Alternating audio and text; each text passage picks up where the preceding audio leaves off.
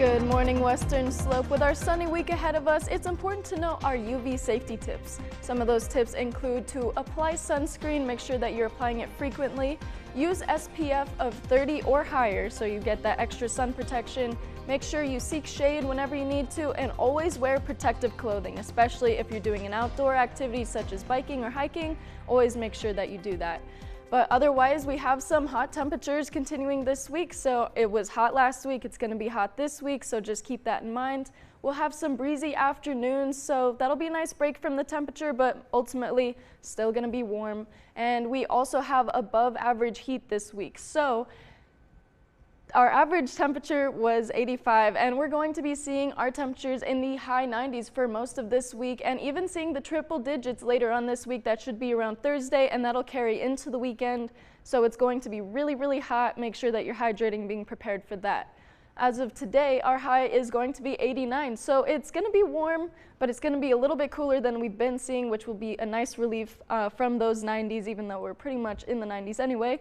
But 80s pretty much everywhere else on the Western Slope. Our lows for today are going to be 55, so back into those cooling hours later on, which will be a good relief from those hot days. And then tomorrow, we're going to be picking back up with that heat. So again, 94 for Grand Junction, 80s, 90s everywhere else.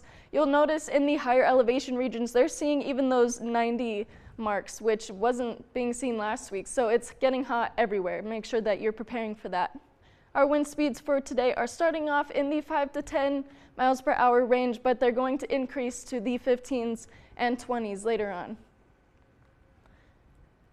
This cold front right here is the whole reason why we have temperatures decreasing just a little bit today, but we do have some moisture on the western side of Colorado, and that's going to be pushing out this week, leaving us with clear conditions all throughout this week. And we're going to see a little bit of cloud cover, but ultimately it's still going to be sunny, still going to be hot, so really it won't be too bad. But this gorgeous sunrise that we have this morning is just a little bit of clouds in the sky, but really ultimately sunny, just like the rest of this week. 62 for now, but of course that'll pick up later on today, and it'll hit the 91 mark, getting close to our high, which was 96, but we're closer to our high than we're closer to our average. So it's important to note that.